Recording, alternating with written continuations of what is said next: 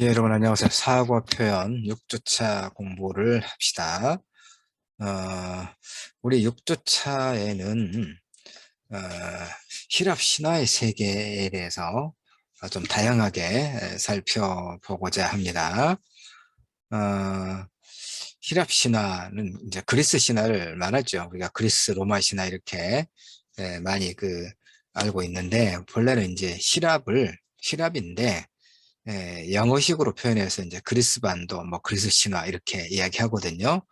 본래는 히랍이라고 해야 이제 그 고유의 그 명칭인데, 그 히랍 신화의 세계를 우리 사고 표현 6주, 1, 2, 3차시 이렇게 나눠서 보려고 합니다. 사실은 보니까 그 3주, 3차시에 이 그리스 신화의 세계를 조금 공부를 했어요. 그때 공부한 것은 이제 신화와 인간 심리라고 해서 오디푸스 콤플렉스라든가 이런 몇 가지를 공부를 했는데, 그때도 이제 이야기를 했다시피 이 그리스 신화, 히랍 신화가 왜 중요하냐면 그 서구 문명을 그 서구 문명에 두 가지 원천이 있어요. 정신 문명에. 그게 하나가 오리엔탈리즘이고, 다른 하나가, 아니, 오리엔탈리즘이 아닙니다. 이거 실수했네. 헬레니즘. 헬레니즘. 오리엔탈리즘은 서구가 자신의 문화를 이제 문명이고 중심이다라고 보는 그런 자문화 중심주의를 이야기합니다. 오리엔탈리즘은 내가 이제 실수를 했는데 설명을 이왕 한번 말을 했으니까 설명을 좀 하는 게 좋겠다 싶어서 하고 있습니다. 자, 구분 잘하세요. 오리엔탈리즘은 서구 사람들이 비서구 세계, 그러니까 아닐 비자니까 비서구 어디겠어요? 아시아 또는 아프리카, 이 아시아 아프리카 세계를 주변부 야만의 세계로 보는 왜곡된 시선, 그러니까 서유럽 중심주의, 자문화 중심주의를 오리엔탈리즘이라고 해요. 본래는 이제 그 동양에 대한 어떤 신비로움, 동양 문화에 대한 이제 그런 의미로부터 시작을 했는데, 나중에는 그 아시아 아프리카를 식민 지배하는 하나의 중요한 논리적 근거로 활용했던 게 오리엔탈리즘이고요. 자, 그거 이제 그 정도 하고, 어, 서구의 서구 문명의 정신적 두 원천, 두 기둥은 하나가, 실수하면 안 되겠네. 헬레니즘, 알겠죠? 헬레니즘 문화, 헬레니즘. 하나가 헤브라이즘.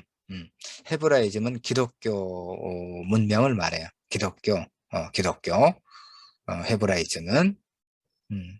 오늘날 뭐 전 세계가 기독교가 굉장히 많이 퍼져 있죠. 우리나라도 뭐 기독교 신자가 교회가 뭐 동네 미정원 수보다, 동네 보면 미정원 수보다 교회 숫자가 더 많아요. 기독교 신자. 근데 기독교 뭐 어떤 종교를 부정적으로 보는 거 전혀 아닙니다. 그만큼 기독교가 이제 비서구 세계도 굉장히 보편적인 그런 종교가 됐다. 그런 의미입니다. 그게 이제 헤브라이즘, 알겠죠? 헬레니즘은 뭐냐?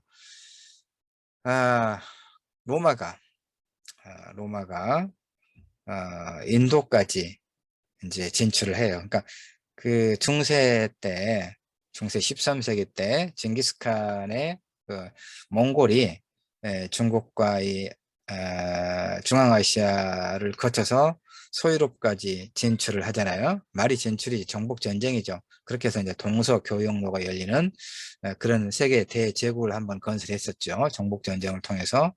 그런데 이제 로마도 로마도 알렉산더 대왕 때 이 그리스 반도를 이제 이제 점령한 거죠. 자기 영향권 안에 이렇게 흡수한 거죠. 그래서 거기서부터 해가지고 저기 저 동쪽의 인도까지 이렇게 또 하나의 침략 전쟁을, 정복 전쟁을 통해서 대제국을 건설합니다. 그때 이제 이 로마 사람들은, 특히 알렉산더는 이 그리스 문명을 굉장히 이렇게 높게 평가를 했어요. 아주 작은 반도에 있었지만, 그리스는 작은 도시국가로 이루어져 있던 폴리스라고 하는 아주 작은 도시국가로 이루어진 반도 섬이죠. 그것에 이제 기억나는 게 뭐가 있습니까, 여러분? 아테네.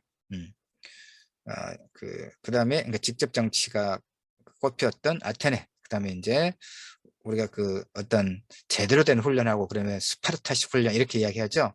체육 그 운동 선수들도 그게 이제 그렇게 군사 훈련 아주 그걸로 엄격한 군사 훈련으로 유명했던 스파르타. 그러니까 아테네와 스파르타를 중심으로 한 이런 이제 작은 도시 국가들로 이루어진 게 그리스, 예? 그리스 반도, 히랍 반도였거든요. 이것이 나중에 아테네를 중심으로 한 아테네 그 동맹, 그다음에 스파르타를 중심으로 하는 스파르타 동맹 간의 내전이 일어나요.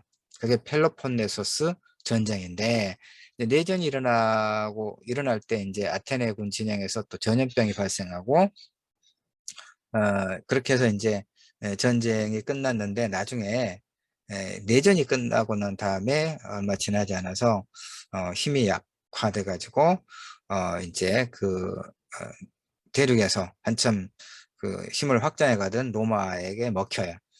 그래서 로마가 이제 다시 지금 헬레니즘 문화를 내가 설명하고 있는 겁니다. 이제 로마가 그래서 이제 여러 지역으로 이렇게 정복 전쟁을 하는데 펼치는데 점령한 지역마다 도시마다 알렉산드리아 광장이라고 그래서 이렇게 그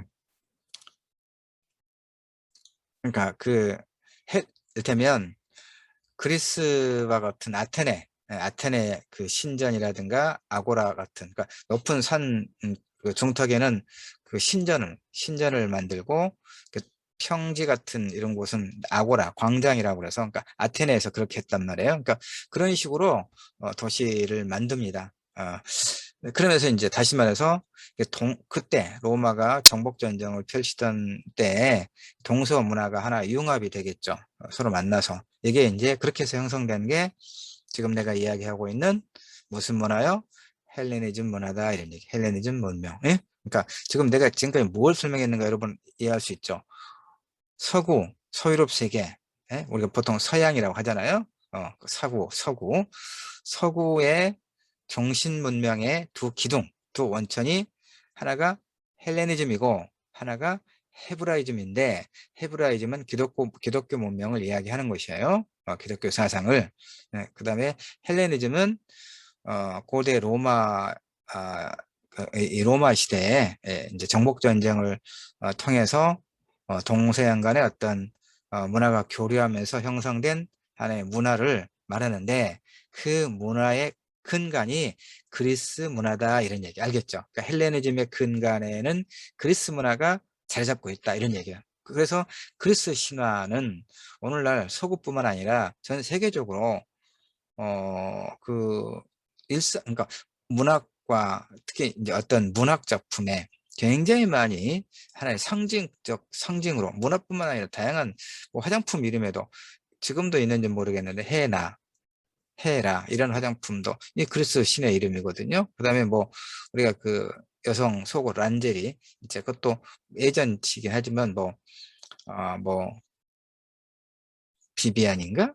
하여튼 뭐 이런 그다음에 뭐 사랑의 신 에로스라든가 그다음에 뭐 제우스 신 이런 얘기 여러분 많이 들었죠. 그리스 로마 신화 어렸을 때 만화로도 많이 봤을 것이고 하여튼 이렇게 그다음에 뭐 판도라의 상자라든가 이런 그 이야기를 우리가 많이 듣죠. 이게 다 그리스 신화, 히랍 신화에서 이제 전래된 이야기고 그렇습니다. 그래서 우리가 그 신화와 인간의 심리라고 하는 그런 주제로 3주 3차 시 때 조금 이야기를 했어요. 그런데 이번 6차 시에 좀 더 6주 차에 1차 시, 2차 시, 3차 시 이렇게 해서 좀 더 이제 그리스 신화가 분량이 많아서 내가 이제 그 다른 대학에서 그 신화와 문학 이런 과목을 맡아서 강의를 좀 했어요. 그 15주 동안. 그러니까 15주 동안 강의를 해도 그리스 신화에 대해서 이야기를 해도 다 못해요. 그러니까 그 중에서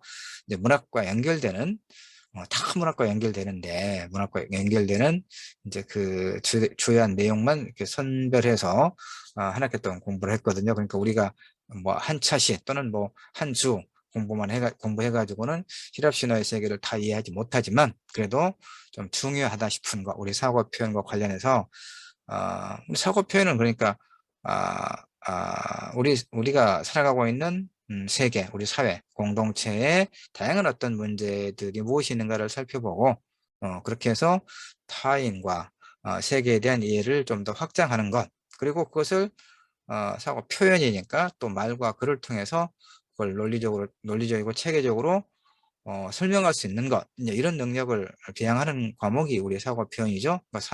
그러니까 우리가 이제 다루고자 하는 주제는 굉장히 많지만 하여튼 15주 동안에 내가 적절하게 우리 학생들과 나눠볼 만한, 나눠봄직할 만한 그런 이야기들을, 그런 주제들을 선별해서 이렇게 수업의 자료로 만들어서 여러분과 이제 공유하는 것이죠. 그래서 지금 이제 6주 지금 1차시인데 설명을 좀 많이 했습니다. 왜 3주 3차시에도 신화와 인간 심리에서 조금 설명을 했는데 왜 6주차에 1, 2, 3차시 또 힐랍 신화, 그리스 신화의 세계를 다루는가에 대해서 여러분이 혹시라도 의문을 가질까 봐서 설명을 좀 배경 설명을 많이 했어요. 이런 설명이 사실 유용합니다.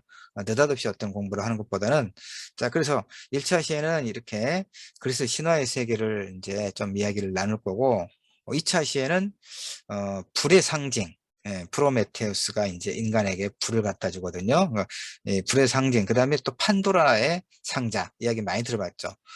불의 상징과 판도라의 상자가 이제 뭐 어떤 그 부패 사건이라든가 이런 것이 우리나라 정치권에서도 이제 문제가 되면 판도라의 상자가 열렸다, 뭐 이렇게 이런 그 표현을 많이 쓰잖아요. 비유적 표현을. 그 판도라의 상자가 의미하는 게 뭔가 이렇게.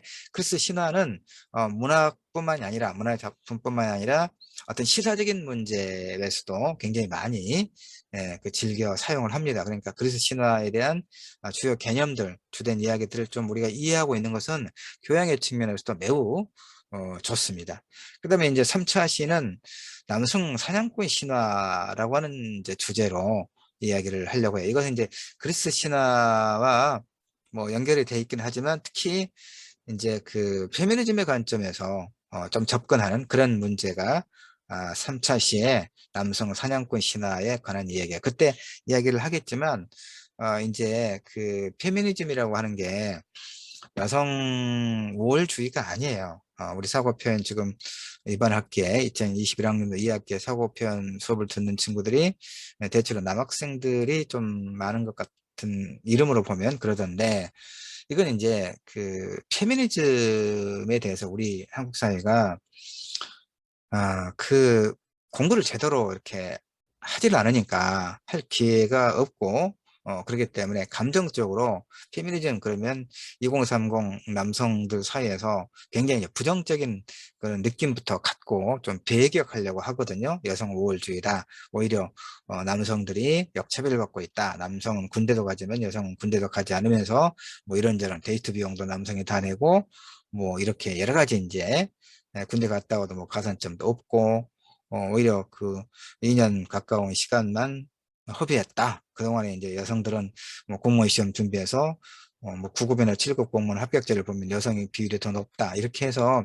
2030 세대에서는 페미니즘에 대해서 굉장히 이렇게 감정적으로 이제 생각하고 있거든요. 일부 정치권에서 그걸 또 부추기기도 하죠. 자신들의 어떤 정치 이해에 따라서. 그런데 이제 가만히 냉정하게 생각해봐요. 페미니즘은 여성 우월주의가 아니고 그동안에 남성 가부장제의 사회 제도 속에서 억눌렸던 여성의 목소리를 남성과 같이 이를테면 여성의 권리라든가 이런 것을 여러 측면에서 남성과 동등하게 대접해야 마땅하다라고 하는 그런 주장이에요. 응? 그러니까 무조건 배격하지 말고 귀 기울여서 듣고 공부를 해야 돼요. 그 싫어서 비판하더라도 감정적으로 비판하면 바보 같잖아요. 그러니까 비판하고 싶더라도 비판하더라도 그럼 페미니즘이 무엇인가를 알아야 비판할 거 아니에요. 그렇죠? 지피지기라고 하잖아요. 지피지기면 백전백승이다. 나를 알고 적을 알면 100번 싸워서 100번 이긴다라고 하잖아요. 그러니까 페미니즘에 대해서 싫으면 왜 싫은가? 무엇이 싫은가? 어찌 문제인가? 무엇이 문제인가를 우리가 공부를 해서 알고 있어야 되겠죠. 그래야 똑똑한 사람이 되는 거죠. 그렇지 않고 무조건 그 반대하고 댓글들 그 언론 신문 기사들 댓글 보면 인터넷 기사들 욕으로 도배해놓고 그 찌지 짜자는 사람들이 그런 거 아니겠어요? 그러니까 당당하게 이것이 페미니즘이다. 페미니즘이 이러이러한 긍정적인 측면이 있고, 근데 이러이러한 부정적인 측면이 있다. 그래서 나는 이러이러한 이유로 페미니즘에 대해서 비판적이다라거나 반대한다라거나 일부는 수용하지만 일부는 수용할 수 없다라거나 이렇게 이야기해야 되는 거예요. 우리는 대학생이니까. 대학 공부를 한 지성인이니까. 알겠죠? 페미니즘 공부를 해야 돼요. 그래서 이제 다 못해요. 이것도 뭐 한 학기 그 뭐 성과 문학 이런 식으로 한 학기 커리큘럼이 있거든요. 우리가 그런데 다 못하고 사고 표현이니까 우리는 골고루 하는 거예요. 우리 사회에 다양한 문제. 페미니즘도 부딪히는 쟁점이잖아요. 그러니까 3차 시에 이제 그것과 관련된 공부를 좀 할 거예요. 특히 남성 사냥꾼 신화라고 하는 게 시간이 별로 없어서 조금만 설명할게요. 남성 사냥꾼 신화라고 하는 것은 뭐냐면 이제 그 사냥, 그러니까 구석기 시대 원시인들이 사냥을 가서 이제 그 사냥을 해와서 식구들 먹여 살려고 그랬을 거 아니에요. 근데 맨날 사냥을 했을 것인가? 그건 아니란 거예요. 어쩌다가 그 사냥이라고 하는 것은 왜냐하면 그 무기도 변변치 않고 그다음에 이제 그 먹이가 될 만한 그 사냥감이라고 하는 것은 사람 몸보다 더 크거나 그랬을 거 아니에요. 이를테면. 그러니까 그게 얼마나 날쌔고 사나워요. 그러니까 거의 뭐 맨몸이나 다름없는 원시인들이 그런 사냥을 하려면 목숨을 잃는 경우도 있고 그랬을 거 아니에요. 그러니까 그 알타미라 그 뭐 동굴 벽화에 보면 큰 그 황소인지 암소인지 모르겠지만 하여튼 소 그림을 그려놓고 거기다가 창이라든가 화살을 꽂아놓는 그런 그림을 그렸고 그것이 이제 어떤 미학적인 미술이라고 하는 예술이라고 하는 측면보다는 사냥을 나가서 이제 많이 사냥을 하고 그다음에 사냥감에게 그 다치거나 목숨을 잃지 않도록 해달라는 그런 주술적인 의미가 더 많이 들어있다라고 우리가 해석을 하잖아요. 바로 그것이 알타미라 그 동굴 벽화의 그런 벽화가 의미하는 것처럼 고대 사람들이 변변찮은 무기로 사냥을 나가고 그래서 이제 사냥을 해와서 식구들이 또 마을 사람들이 고기를 먹을 수 있었던 일은 아주 예외적인 일에 속했다 이거예요. 그럼 나머지는 지금 우리가 한 3끼 먹지만 그때는 한 2끼 먹었을 거예요. 일찍 해도 져버리니까 그 전기도 없었을 테니까 인터넷도 없고 그러니까 해가 뜨면 일 나가고 일했다가 해가 지면 이제 잠잤을 거 아니에요. 겨울이면 5시 좀 넘어서면 어두워지니까 그러니까 그다음에 식량이 변변치도 않았을 것이고 그래서 하루 2끼 정도 먹었을 것인데 하루 2끼라도 날마다 먹으려면 그게 고기를 먹으려면 고기가 얼마나 많이 있어야 되겠어요. 그렇죠? 지금도 우리가 고기 그렇게 뭐 몇십 끼 못 먹죠. 안 먹고 질리기도 하니까. 근데 하여튼 원시인들은 그 사냥이 주된 식량은 아니었다 그 말이야. 알겠죠? 예외적인 경우다. 그러면 나머지는 뭘 먹고 살았느냐? 여성들이 음, 채집을 하고 나중에는 이제 신석기 시대 가면 농사를 짓고 그러죠. 물론 남성들이 이제 노동력이 우수하니까 이게 참 오묘한 게 어쨌든 일반적으로 나는 체구도 작고 그러니까 힘 없어요. 힘도 없고 키도 작고 힘도 없고 그러는데 열심히 있는 일을 전혀 못 하는데 벽에 못 하나도 제대로 못 박고 내 손만 짚고 그러는 사람인데 이건 예외적인 경우죠. 근데 일반적으로 남성들이 힘이 더 있죠. 여성들에 비하면. 그 힘센 여성도 많이 있지만 나같이 힘없는 남성도 있고 근데 일반적으로 광고 보면 뭐 남성 키 크고 여성은 조금 작고 그게 이제 그게 올바른가 싶기도 하지만 또 일반적으로 그러니까 그렇게 하거든요. 그러니까 일반적으로 남성은 왜 남성만 군대 가냐? 여성보다 힘이 더 강하니까 그런 거예요. 일반적으로 보편적으로 모든 문화에서. 그러니까 남성은 이제 사냥을 예외적으로 하고 나머지는 여성의 이제 그 채집이라든가 이런 게 필요했던 얘기예요. 그래서 물론 농사를 짓고 그럴 때도 남성의 노동력이 더 많이 생산성이 있었겠죠. 그러나 어쨌든 평소에는 여성들이 채집을 하거나 뭐 이렇게 해서 먹고 살았다고 이야기합니다. 남성들은 또 반감이 생길지도 모르겠는데 실제로 이제 3차 시에 가서 내가 근거를 좀 대고 설명을 할게요. 그러니까 쉽게 이야기하면 그 고대인들의 똥이 그 화석이 된 것을 종종 발견해서 그 원료를 이제 이렇게 분석을 하는데 거기 보면 고기가 있는 게 아니라 그 식량 뭐 하여튼 뭐 식품들 식품이라고 채소라든가 이런 것들 뭐 이런 것으로 성분이 이루어졌더라 이거예요. 그것은 대체로 여성들의 어떤 노동의 결과로 식구들이 먹고 살았다 이거거든요. 자, 이 말을 좀 길게 하는 이유는 뭐냐면 3차 시대 충분히 하겠지만 결국 휴머니즘에서는 그러니까 남성들이 그 사냥을 해서 가족을 먹여 살리고 그것으로부터 남성 가부장이 하나의 제도로서 정립이 됐다라고 하는 것에 대해서 그렇지 않다. 그렇지 않다라고 하는 것을 이제 이야기하는 거예요. 남성 사냥꾼 신화는 허구다. 그래서 뭐 그렇게 이야기를 하는 것이고, 하여튼 3차 시 그거 좀 더 이야기할 거예요. 지금은 이제 6주 1차 시, 그러니까 6주 전체의 이야기의 개괄적인 내용을 지금 설명을 했습니다. 그 30분, 좀 이따 30분 동안 뭘 한다고 그랬습니까? 그리스 신화의 세계의 전반적인 내용을 이제 또 자료 보여주면서 설명을 좀 할 겁니다. 예, 여러분 안녕하세요. 사고표현 공부합시다. 이번에는 6주차 공부를 하지요. 6주차 주제 수업 내용은 인류의 기원과 심판, 프로메테우스의 불과 판도라의 상자, 그리고 남성 사냥꾼 신화. 그러니까 지금 뭘 하려고 하냐면 그리스 신화 읽기를 통한 문제 해결 과정과 뭐 비판적 검토, 뭐 이렇게 내가 강의 계획서에 6주차 이런 내용의 수업을 하겠다고 뭐 제시해 놓은 게 있어요. 그런데 이제 우리가 3주차에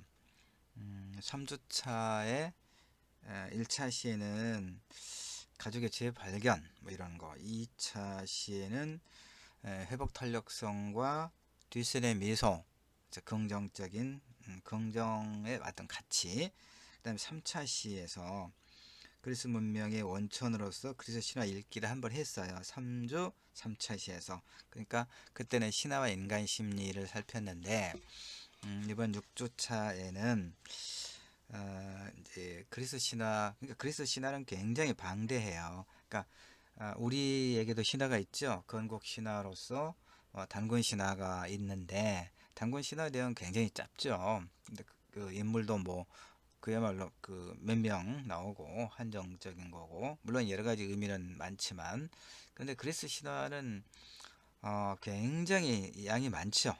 인물도 많고 사건도 많고, 그래서 이제 그리스 신화만 가지고 그 하나의 과목이 있기도 해요. 음, 신화와 문학 뭐 이런 과목도 이제 다른 학교에 있는데, 그 과목에서도 그리스 신화 전체를 다루진 못해요. 15조 동안에 워낙 분량이 많아서. 그런데 어쨌든 우리는 이번 우리 사고 표현 6주차에는 이제 그리스 신화의 일부죠. 일부를 가지고 문제 해결, 우리가 사고 표현이니까, 사고와 표현이니까 또 문제 해결 과정, 그 다음에 그런 걸 한번 살펴보려고 해요.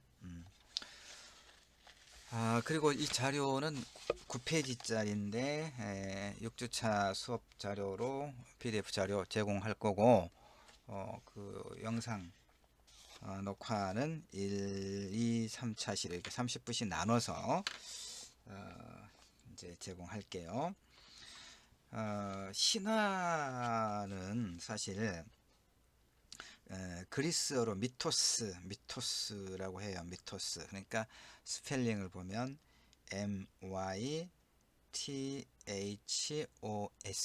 이렇게 미토스. 어원을 보면 말 또는 이야기 이런 뜻이에요. 그러니까 논리나 질서를 의미하는 로고스와는 서로 이제 서로 상반되는 그런 의미예요. 그러니까 신화는 좀 허무맹랑하죠. 어찌 보면 그렇죠? 여러분이 어릴 때 한참 그 한 20년 정도 됐을까? 맞아요. 한 20년 전쯤만 하면 여러분 대체로 이제 그 태어난 지 얼마 안 됐던 그런 시기예요. 20년 전으로 거슬러 올라가면 그 만화 그리스 로마 신화가 엄청 인기를 끌었던, 인기를 얻었던 인기를 끌었다, 인기를 얻었다, 인기 있던 그런 때가 있었어요. 또 만화가. 근데 그 이야기들을 보면 황당무계하죠. 매우 비현실적이란 얘기예요. 그 그리스 신화 속의 제우스, 그 신 중의 신이라고 하는 제우스는 세상의 질서를 어지럽히는 인간이나 신에게 불을 던져서 그 제압하는 또 그런 신이거든요. 그러니까 아까 우리나라 신화 중에서 이제 건국 신화 중에서 뜨면 단군 신화인데, 단군 신화에서는 그 이제 곰이 그 어, 동굴 속에서 쑥과 마늘을 먹고 37일 동안, 37이면 21일인데 실제로 정성이 가득해서 호랑이는 도망가 버리고 곰은 정성이 가득해서 좀 일찍 아마 사람이 됐죠. 그러니까 근데 여자로 됐죠. 변신. 이것도 변신 모티프인데, 하여튼 그 여자로 변신한 곰이 환웅과 사랑을 해서 단군을 낳았다는 거 아니에요. 그러니까 이 자체가 황당무계하죠. 그 자체만 그대로 그 문맥의 표면적인 것만 보면. 중국 신화는 보면 이제 그 반고라고 하는 거대한 그 거인이 죽어서 세상의 만물로 다시 태어난다 이렇게 되어 있어요. 살은 흙이 되고 뼈는 돌이 되고 피는 강이 되고 이렇게 중국의 그뭐 최초의 어떤 신화라고 하는 그 반고 신화가 그렇게 돼 있어요. 그러니까 뭐 그것만 보면 얼토당토 않지요. 황당무계하지요.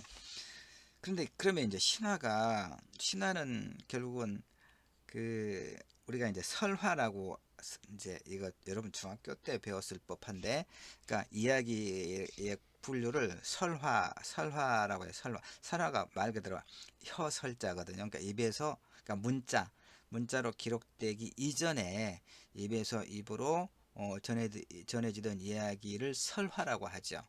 근데 설화는 세 가지 종류가 있어요. 지금 우리가 보려고 하는 신화가 있고, 그 다음에 민담이 있고, 전설이 있고, 그래요.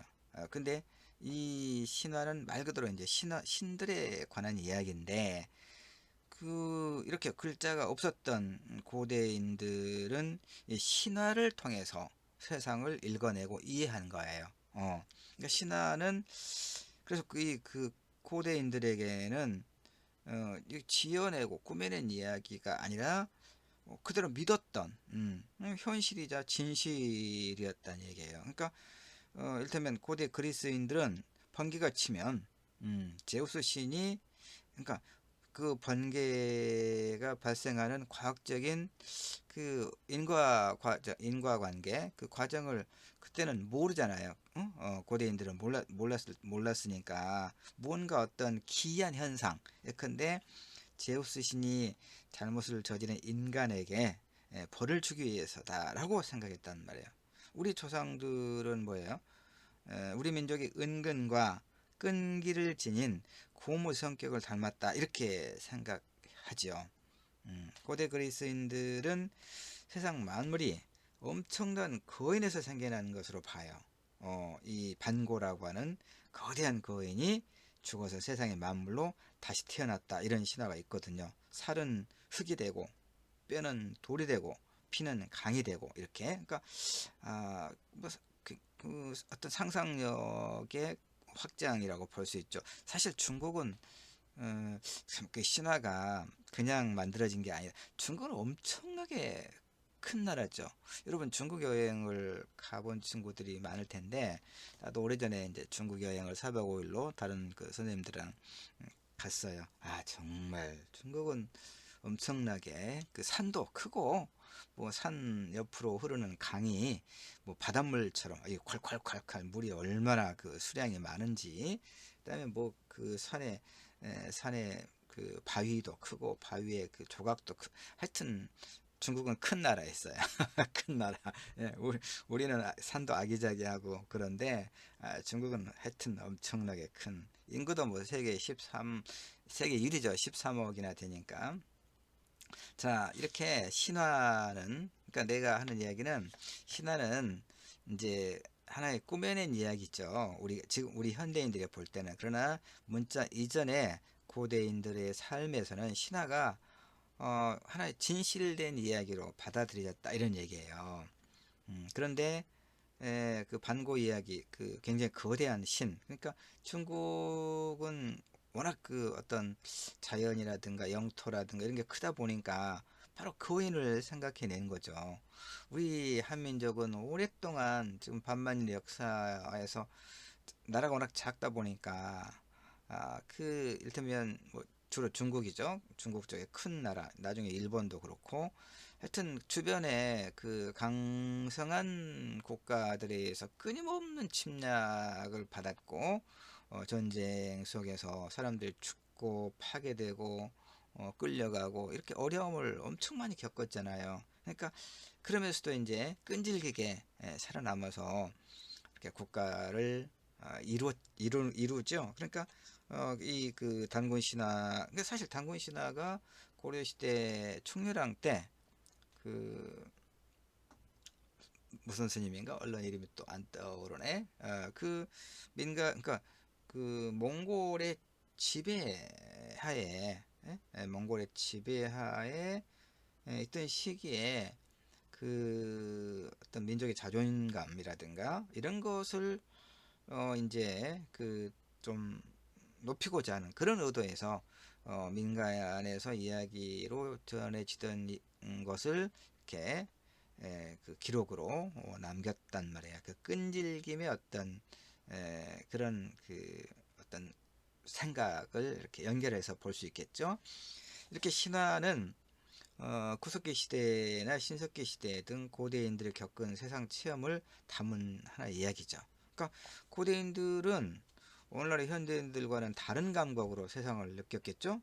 질서나 논리는 없지만 오늘날과 같은 그런데 무한한 상상력으로 세상을 바라보았다는 거야. 그들의 머릿속은 아무것도 그려지지 않은 깨끗한 백지와 같았다고 볼 수 있어요. 신화는 바로 그런 백지 위에 그려진 태초의 그림들인 거죠.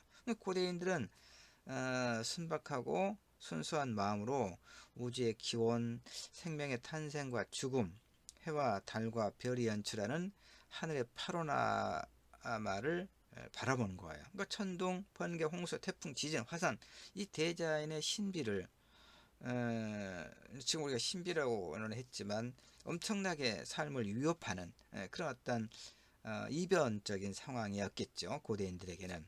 그걸 과학적으로 해명할 수 있는 어떤 그뭐 이를테면 과학이라든가 이성이라든가 이런 게 이제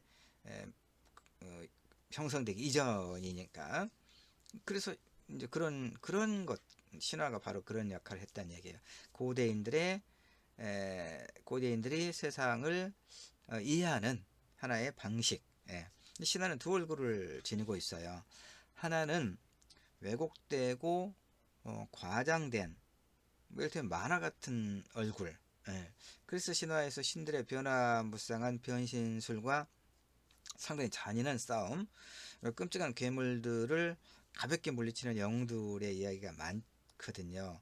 이건 흡사 인터넷 게임 속의 그 소위 사이버 세상을 보는 것과 같아요. 현실 세계와는 동떨어진 그런 망상과 공상의 세계인 것처럼 보이죠. 신화의 또 다른 속성은 뭐냐? 건강하고 활력이 넘친 순수하고 참 그 예쁜 얼굴이다라고 또 볼 수 있어요. 우리의 무한한 상상력을 일깨워주는 맑고 깨끗한 거울로서의 역할을 하죠. 게임도 나는 그렇다고 봐요. 게임은 일정하게는 비현실적이죠. 그럼에도 불구하고 그 비현실적인 가상의 세계 속에서 우리 인간의 어떤 그 원초적인 욕망을 잘 표현하고 있고, 그래서 이제 우리는 그런 게임에 일정하게 그 몰입할 수 있죠. 자, 그동안 우리는 이제 신화에 어쩌면 그 만화 같은 얼굴만 보고 왔는지 몰라요. 그래서 건강하고 창조적인 어떤 상상력보다는 공상과 망상에만 혹시 열광한 것은 아닌가, 이거 한번 돌아볼 필요가 있겠어요. 그런 의미에서 이제 우리 사고표현 6주차 수업에서 그리스 신화의 또 몇 가지 장면을 통해서 비판적으로 어떻게 문제를 해결해 나갈 수 있겠는가 두루두루 한번 살펴보자고 준비하는 거예요. 자, 지금 이제 이야기하는 것은 1차 시에서는 좀 그 개설적인 이야기를 많이 하고 있습니다. 이 자료는 뭐 2차 시와 3차 시에 나눠서 꼼꼼하게 살펴보도록 할 거고요. 자, 우선 신화가 지닌 상상력으로서의 어떤 면모를 이제 우리가 한번 주목해 보자는 이야기예요. 그러니까 우리와 아주 가까운 실생활에서부터 한번 살펴보면, 예를 들어서 화장품 중에 우리 이제 여학생들 화장품 중에 헤라, 원래 지금 헤라가 이건 좀 조금 낡은 브랜드죠 사실은. 어쨌든 헤라라는 상표가 붙은 화장품이 있었어요. 그러니까 그리스 로마 신화에서 가장 아름다운 그 미의 여신의 이름이 뭐예요? 아프로디테. 근데 왜 아프로디테의 이름을 붙이지 않고 화장품의 이름에 그 브랜드에 헤라라고 했을까? 그것은 아프로디테가 그 남편이 이제 그 대장장의 신이었거든요. 헤파이스토스. 그러니까 이 미의 여신 아프로디테가 그 남편에게 만족하지 못하고 전쟁의 신 아레스와 자주 바람을 피워요. 예. 이와 달리 헤라는 한 번도 이를테면 한눈을 팔지 않은 그런 여신이에요. 제우스의 아내인데 이 그 신중의 신중의 왕인 제우스의 아내로서 위엄을 잃지 않았던 여신이 헤라예요. 그러니까 결혼의 그 여신으로서의 또 도덕성도 잘 지켰단 말이에요. 그러니까 우리나라 사람들에게는 그 미모는 아프로디테에게 좀 떨어지지만 소위 정숙한 부인의 그런 어떤 이미지가 훨씬 더 사람들에게 이렇게 잘 받아들여질 거다라고 하는 하나의, 그러니까 그리스 신화에 나오는 소위 인물들, 신들의 그런 이미지를 이제 화장품에, 그 화장품은 그야말로 이제 아름다움을 가꾸는 데 있어서 매우 중요한 하나의 도구인데, 그 화장품의 브랜드에 아프로디테라고 하는 가장 아름다운 미의 여신의 이름을 쓰지 않고 헤라의 이름을 쓴 것이 어떤 연유인가, 이걸 지금 여러분 설명하고 있죠.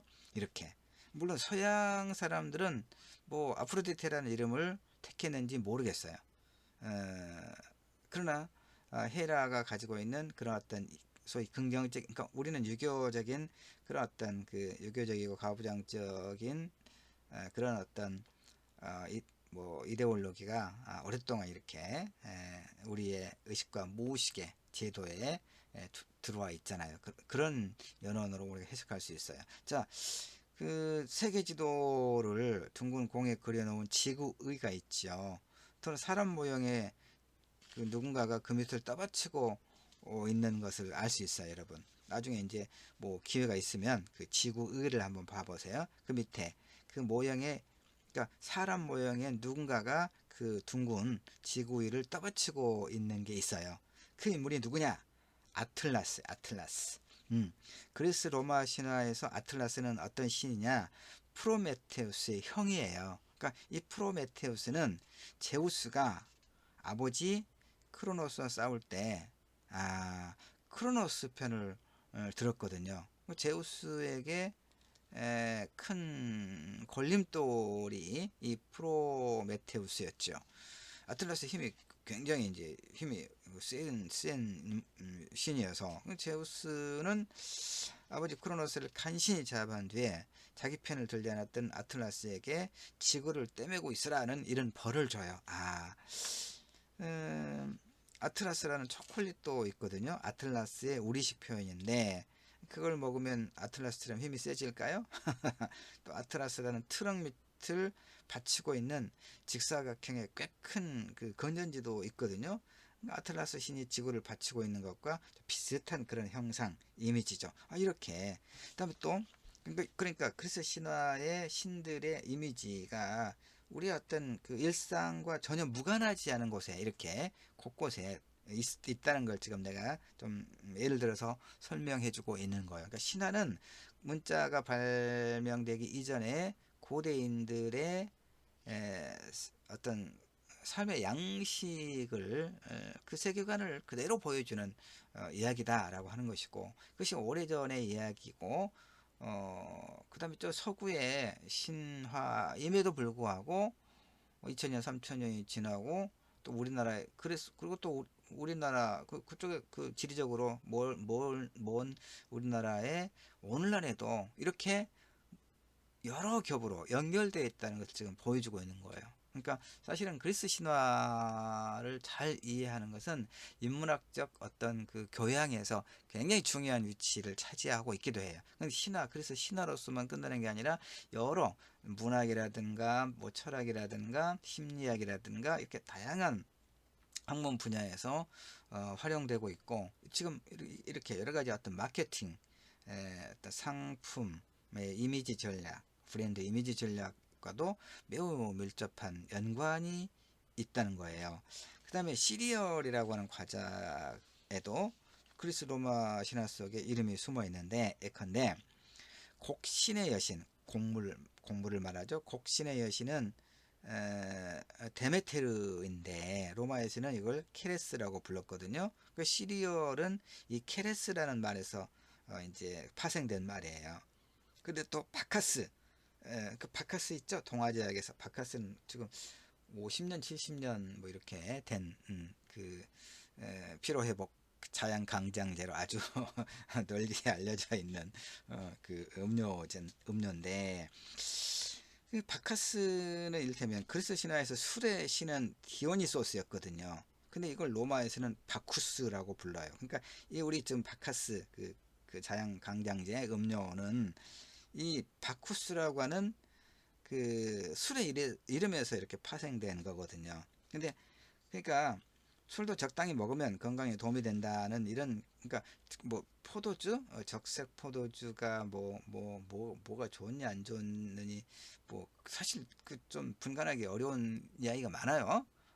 포도주를 한두 잔, 적색 포도주를 한두 잔씩 마시면 뭐 혈행을 촉진시키는데 좋다거나, 이것도 계속 마시면 뭐 알코올 중독이 되고 뭐 어쩐다거나, 커피도 그렇잖아요. 커피도 뭐 여러 가지 하루에 한두 잔 이상 정도만 마시면 뭐 여러 가지로 좋다고 그러고, 또 이걸 계속 마시면 뭐 문제가 있다고 그러긴 하는데, 어쨌든 여러분 술을 좀 마시나요? 뭐 많이는 마시지 말고 뭐 그야말로 적당하게가 자기가 감당할 수 있는 만큼이 적당하게죠. 나는 뭐 맥주 한 병 정도, 예. 더 마실 수는 있지만 더 마시면 그 다음날 몸이 아파요. 그래서 두통이 심하고, 그래서 술을 별로 마시지 않는 편인데, 어쨌든 뭐 한두 잔 정도는 마시죠. 좋죠. 근데 우리가 그 거리를 걷다 보면 바쿠스, 아니 뭐 여러분 잘 보지는 않았을 텐데, 가끔 그런 호프집 요즘에는 뭐 이제 뭐 봉구비연가 이런 그 프랜차이즈로 많이 가기 때문에 그러는데, 어쨌든 이렇게. 그다음 닉스는 그리스 로마 신화에서 밤의 여신이거든요. 닉스, 그러니까 청바지의 브랜드 중에 닉스라고 하는 게 하나 있었어요. 밤의 여신과 청바지가 무슨 연관이 있을까요? 아, 암바사라는 음료수가 있었죠. 암바사. 지금도 아마 나올 거예요. 암바사. 그 캔으로 된 음료를 넥타라고도 했어요. 그러니까 암바사, 넥타.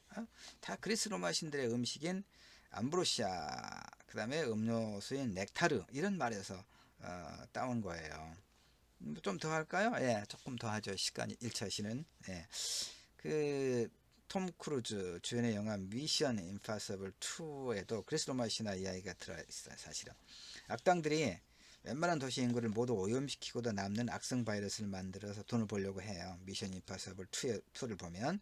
근데 그 바이러스 이름이 뭐냐면 키마이라. 이를 죽일 수 있는 백신 이름이 벨로로폰. 그리스 로마 신화에서 그러면 키마이라는 앞쪽은 사자고 중간은 염소고 뒤쪽은 뱀의 형상을 한 괴물이거든요. 이게 이 바이러스, 악성 바이러스. 이 괴물은 날개 달린 천마 페카소스를 탄 영웅 벨레로폰에 의해서 죽음을 당해요. 이렇게. 그다음에 그러니까 그 신이 갖고 있는 어떤 행적과 이미지를 이렇게 뭐 두루두루 차용해서 활용하고 있는 걸 계속 보고 있는 거죠. 해리포터도 보면 머리가 셋 달린 플러피라는 개가 나와요. 신비한 마법사의 도를 지키는 개죠. 그런데 플러피는 그리스 로마 신화의 케르베로스라는 개를 빼닮았어요. 케르베로스도 머리가 셋이거든요. 그리스 로마 신화의 그 개가 이제 케르베로스라고 하는 개가 그럼 머리가 셋이고 지하 세계의 길목을 지키거든요. 그럼 왜 그리스 로마 신화 속에 이 케르베로스가 해리포터에도 등장하는 것일까요? 해리포터의 작가가 그리스 로마 신화라고 하는 그 상상력의 보물단지에서 빌려서 자기 이야기 속에 이렇게 활용하고 있는 거죠. 이렇게 우리의 실생활 속에는 그리스 로마 신화 이야기가 굉장히 많이 활용되고 있거든요. 그런데 이런 걸 통틀어서 지난 그 3주 3차 시 그리스 신화와 관련해서 짤막한 이야기를 할 때에도 설명했다시피 그리스 신화는 서양 문화에 엄청난 영향을 끼치는 거예요. 수천 년 동안 서양의 문학이나 심리학, 미술, 음악, 철학, 역사, 건축 이런 엄청난 영향을 끼치거든요. 셰익스피어, 라신, 괴테의 작품을 올바로 이해하려면 그리스 로마 신화에 대한 사전 지식 없이는 사실 잘 이해가 안 돼요. 괴테 파우스트 그래서 로마 신화 속 최고의 미녀라고 불리는 헬레네가 매우 중요한 역할을 해요. 파우스트에서 이렇게 그다음에 우리가 이제 그 지난번에도 봤겠지만 오디푸스 콤플렉스, 피그말리온 효과, 나르시시즘 이런 심리학 개념도 우리가 이거 아마 3차 시에서 요 개념들 좀 봤을 법해요. 그렇죠? 이런 심리학 개념도 그리스 로마 신화에 등장하는 그 신들, 그 인물의 행적에서 만들어진 개념이거든요. 유명한 서양 미술가들의 작품 중에 상당수도 그리스 로마 신화를 그 내용으로 하고 있어요. 로벤스의 작품 중 3분의 1 이상이 파리스의 심판처럼 이 그리스 로마 신화를 소재로 하고 있거든요. 굉장히 음악가들도 그렇게 하고요. 플라톤과 소크라테스도 자신의 생각을 그리스 신화 속 사건들에 빗대어 설명하고 그러죠. 인류학이나 고고학뿐만 아니라 서양의 고대사 연구도 그리스 로마 신화에 상당히 의존하고 있거든요. 자, 그래서 이제 그리스 로마 신화를 내가 한 애찬하고 그랬나 이런 생각이 들기도 하는데 이제 하고자 하는 말의 핵심은 뭐냐? 3주 3차 시에도 그리스 신화를 조금 공부를 했는데 6차 시에도 하냐 이렇게 반문하지 않아도 된다 이런 얘기일 수도 있고, 여러분이 틈이 나면 그리스 로마 신화를 좋은 책을 하나 구입을 해서 가까이 놓고 여러 번 정독해서 그 내용을 잘 이해하고 있으면 서양의 고전 문학 작품을 제대로 이해하는 데서 굉장히 중요하다. 사전적인 어떤 지식, 기본적인 지식으로서 이 그리스 신화, 그리스 로마 신화는 매우 중요한 인문학의 고전이다. 이런 이야기를 이제 하고 싶은 거예요, 여러분.